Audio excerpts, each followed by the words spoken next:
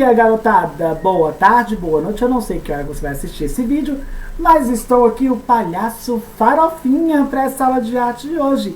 Ah, pera aqui... Mas não é o palhaço Farofinha que vai dar essa aula de hoje, não. Sou eu, professor Renato Farinha. Vocês descobriram a minha identidade secreta, tá certo? Tudo bem, pessoal?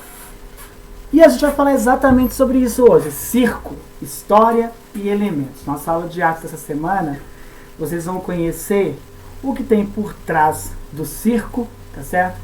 Os seus elementos, a sua história, essa magia desse nariz vermelho que encanta todo mundo, né? E tantas outras coisas do circo. E a gente vai aproveitar e falar desse tema porque a gente está vivendo um momento bem complexo e que tem muitos artistas de circo que, infelizmente, estão passando por dificuldades e está faltando até comida. Porque o circo vive da sua plateia, do seu espetáculo. E eles não estão podendo aglomerar, não estão podendo montar sua tenda por causa dessa situação de pandemia. E por isso a gente tem todo mundo se mobilizado, falado dessa importância. E se você conhece algum artista de circo, algum circo na sua cidade, tá certo? Comece a divulgar, né, que eles precisam de ajuda. A gente vai precisar ficar ainda um bom tempo, ainda sem fazer aglomeração, porque ainda é muito perigoso, a gente não pode perder ninguém, a gente tem que estar junto com as pessoas. E os artistas de circo estão passando por dificuldade. E vamos então conhecer a história desse pessoal, para que a gente possa dar mais valor ao artista de circo. Então está aí, história e elementos. Sou o professor Renato Farinha, né, da Escola Alta Vidal. E essa aula é a aula de arte do 6º ano do ensino fundamental. Vamos lá então? Primeiro, o que é circo, gente? Circo é uma manifestação artística e popular, que quer dizer do povo, pessoas comuns, né? Não é ninguém às vezes que tem grande estudo. Eu fiz uma faculdade de teatro, mas isso não quer dizer que eu só sou artista, só sou palhaço porque eu fiz faculdade de teatro. Não. Tem muitos palhaços, tem muitos artistas de circo que nunca pisaram numa faculdade.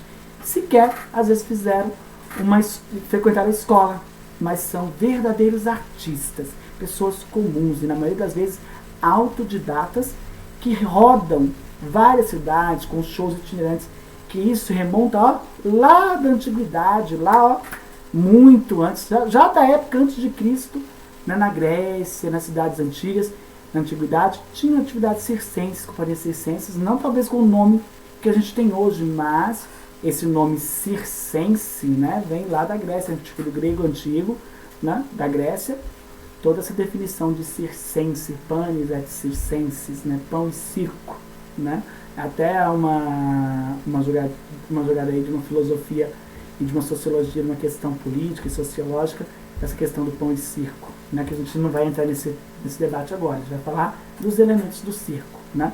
Então, companhias que circulam, né, e levam de cidade em cidade, na praça, em tendas, ali debaixo de uma árvore, espetáculos de teatro com mágico, com palhaço, com malabaristas, com vários tipos de artista, né?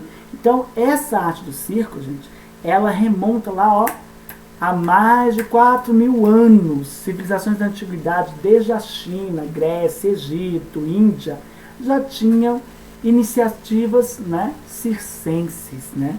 Então já tinha essa figura do palhaço, os artistas circenses, com esses números feitos em praça pública, rodando as cidades, né? Só que esse circo mesmo, nos modos que a gente conhece hoje, ele vai começar a ter essa estrutura de circense, de circo, lá no Império Romano, né? Já muito tempo depois da China, mas começa lá na China, Grécia, Egito, Índia, a figura circense, as espetáculos para entreter, né, o rei, ou às vezes apresentar na praça, na rua, né, pessoas simples, artistas que circulavam livremente, passavam o chapéu e pediam as suas doações para pagar aquele espetáculo que eles fizeram gratuitamente. Então o Império Romano começa a dar essa forma, né, de circo que a gente conhece hoje. Tanto que a palavra, né, circo, a origem dela é do latim circus, que significa círculo ou anel. Por isso, tá vendo? Circo, de círculo, anel. O termo remete-se às arenas romanas, aquelas arenas enormes que tinha lá embaixo o círculo, o anel de apresentação, e as pessoas ficavam aqui em forma de escadaria, né, sentadas assistindo o espetáculo, que era onde essas arenas antigamente aconteciam esportes de lutas, né? Então os gladiadores lutavam, né?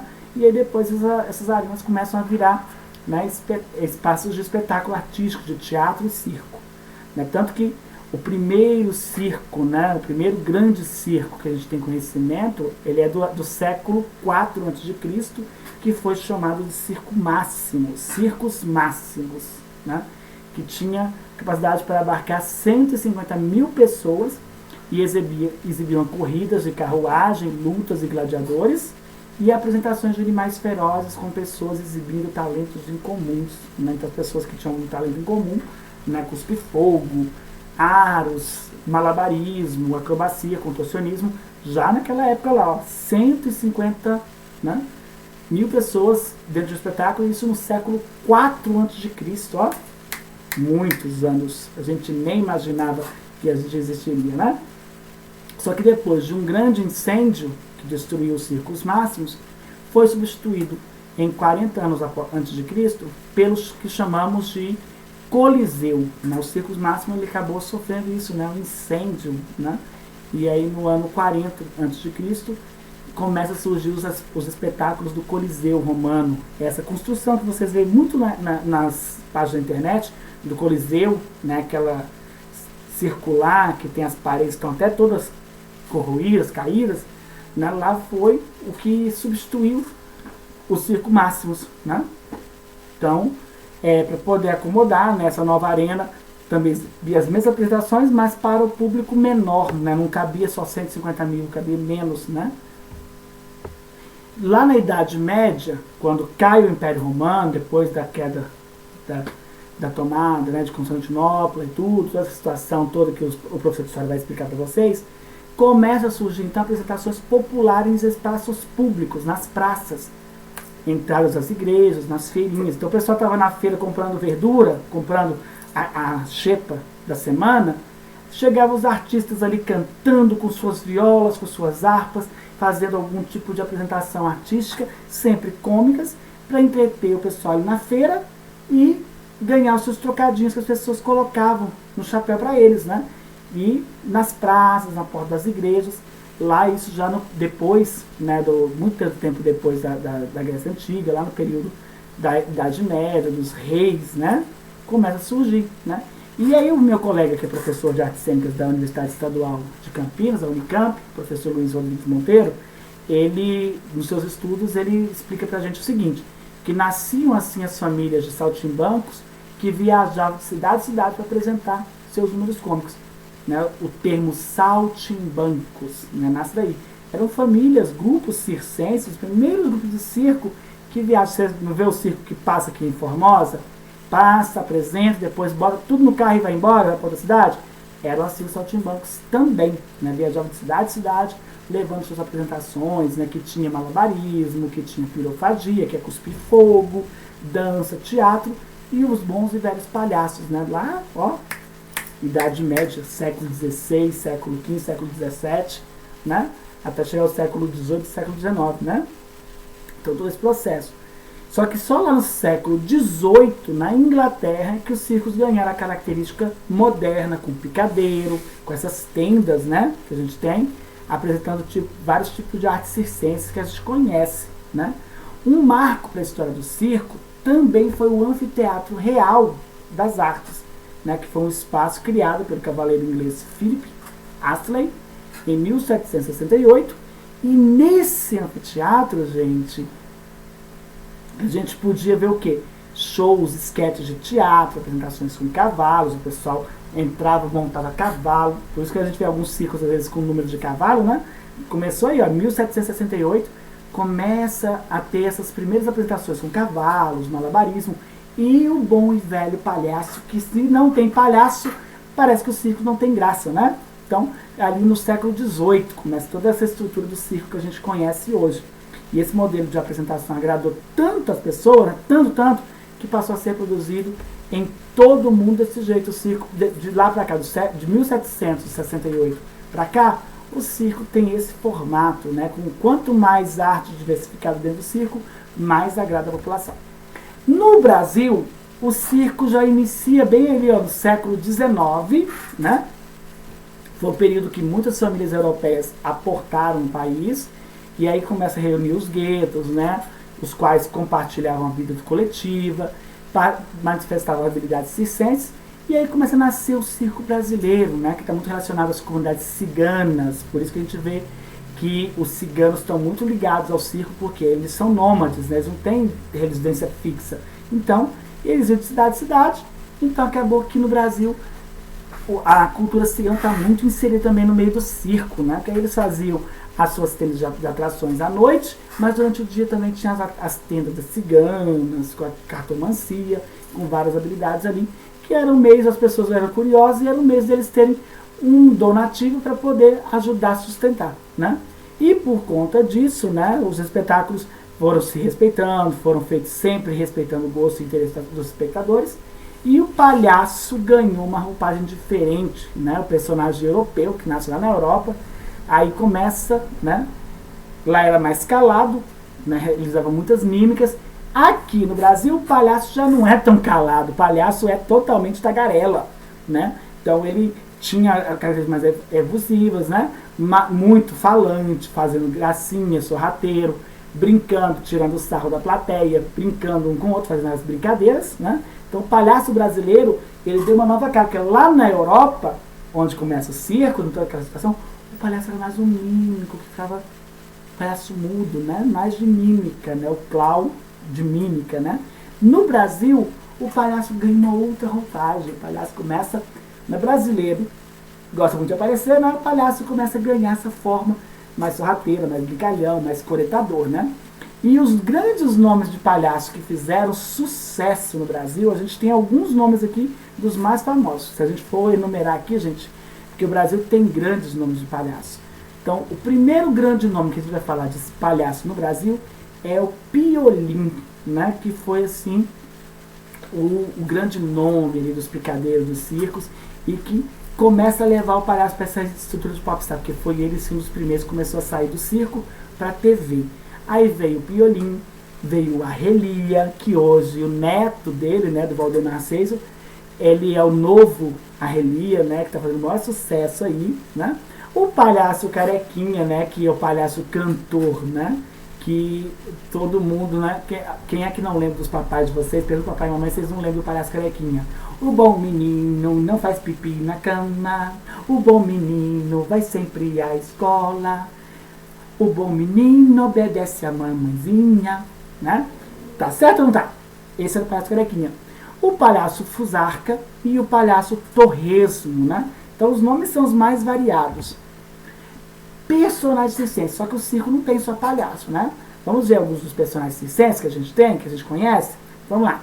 Primeiro personagem é quem? Ele, né? Se não tem palhaço, não tem graça ao circo, né? A gente ama essa cara pintada, esse narizão vermelho do palhaço. Os malabaristas, né, que fazem os seus malabares, suas acrobacias com bola, com fogo, com pirofagia, com várias atividades. O mágico, que todo mundo, tem muita gente que ama circo por causa dos truques, né, do ilusionismo dos mágicos, né? Então, muito gostoso. A gente também tem no circo essa figura do mágico. Os trapezistas, né, que fazem seus números aéreos, trapézio aéreo, muito show, muito bacana. A gente também, tem muita gente que gosta de ir no circo para ver o trapezista. Os contorcionistas, né,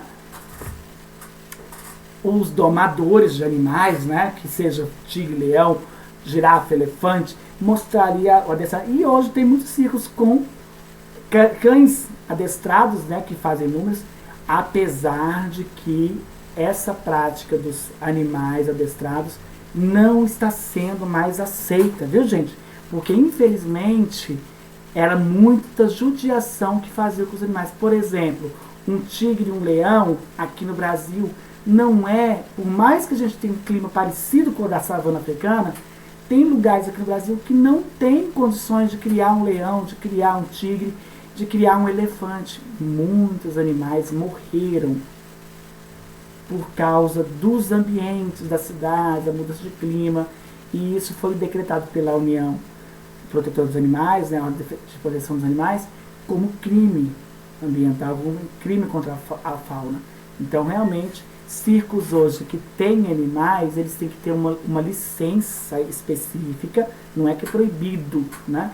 Mas eles têm que ter uma licença específica para ter aquele animal, tem que mostrar que realmente eles estão passando por lugares que o animal consegue sobreviver e que estão cuidando daquele animal.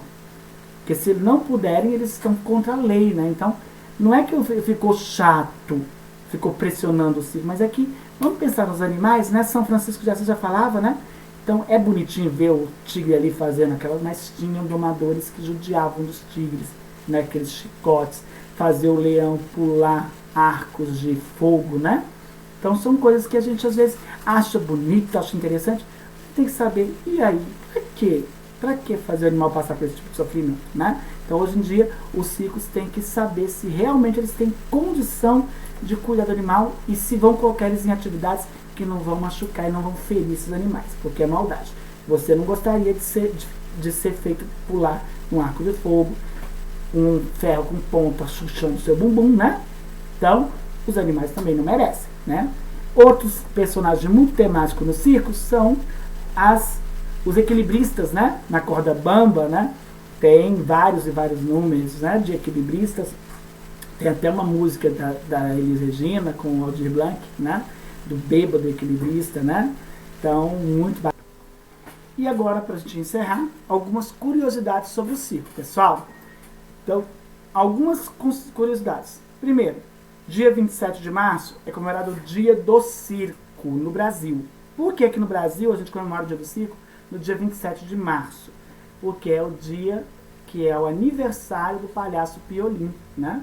Ele nasceu no ano de 1897, no dia 27 de março. Então aqui no Brasil a gente comemora o Dia do Circo no dia 27 de março para homenagear, né, esse que foi um dos grandes nomes da palhaçaria no Brasil, que é o palhaço Piolim. No dia 10 de dezembro, a gente também tem uma data festiva do circo, que é o Dia Nacional do Palhaço. Então, dia 10 de dezembro, Dia do Palhaço. E no dia 31 de janeiro, é a vez de homenagear o ilusionismo, porque é o Dia do Mágico, né? Então, todo dia 31 de janeiro, a gente comemora o Dia do Mágico, tá certo? Aqui alguns personagens, né, que vocês vão conhecer aí, nessa mística da palhaçaria. O professor Renato Farinha, ele tem alguns personagens caricatos dele. Primeiro, o Palhaço Farofinha, que vocês já conhecem, né? Que é minhas apresentações circenses e pedagógicas. Eu sempre uso o Palhaço Farofinha. E a Zumira e o seu marido, né? Que é uma apresentação de teatro de bonecos, né? A personagem mais caricata, né? De uma mulher toda desengonçada, toda caipira, né? Toda truqueira, bruta, assim, toda coisa bem rústica mesmo, que reclama do seu marido preguiçoso, né? E o marido é um boneco, né? Então, um boneco que a Zumira dialoga, conversa, interage em cena, né? Uma apresentação de teatro de bonecos. Então, isso aí é a personagem Zumira, que o professor Renato Farinha faz, né? Que é um teatro de bonecos, é uma personagem caricata. Também é uma forma de palhaço, né? Palhaço não precisa ter só o nariz vermelho, não. Então, é aquela figura caricata também, né? Uma espécie de palhaço de clown, né? E a nossa atividade, vocês vão receber aí junto o link da atividade no grupo do WhatsApp, né, com o questionário que você vai responder, e vão fazer uma foto ou vídeo. Dessa vez aqui, ó, vale a foto ou o vídeo. Se você quiser fazer os dois, sem problema, mas se você fizer só a foto, já está valendo. Então, de uma apresentação de circo. Você vai fazer uma apresentação de bailarina, de palhaço, de truque de mágico. Pode ser você ou pode ser alguém da sua família, alguém que mora aí com você. Não precisa ficar caçando gente de fora não, viu? Olha, que você tem que ficar quieto dentro de casa, tá bom? Então você vai fazer uma apresentação bem simples, rápida, que você vai me mandar pelo WhatsApp mesmo. Coisinha curta, não precisa ser muito grande, muito demorado não, porque senão vai ficar um vídeo muito longo, né? Pode ser uma foto ou pode ser um vídeo com uma apresentação de bailarina, né? As meninas gostam de bailarina, né? O palhaço ou uma apresentação de truque de mágica. De repente você sabe fazer alguma mágica, algum truque de cartas ou de aquela mensagem secreta que a gente faz com suco de limão, né? Você pode fazer um videozinho aí para você me mandar, tá certo? Então, a gente vai mostrar aí algumas atividades circenses, né? Esse é o nosso tema da aula de arte dessa semana. Muito obrigado pela atenção. Lembra que todas as atividades você tem o prazo que precisar, que tem pai que só tenha tempo à noite, né, ou no final de semana. Tem as limitações de internet, que o pacote às vezes esgota. Então fica tranquilo que o professor Farinha não vai ficar cobrando daqui 2 dias, daqui 4 dias. O tempo que você precisar, o importante é que você faça e não esqueça de pôr nome no formulário eletrônico, porque tem aluno esquecendo de pôr o nome, tá bom? Então, beijo no coração, até a semana que vem.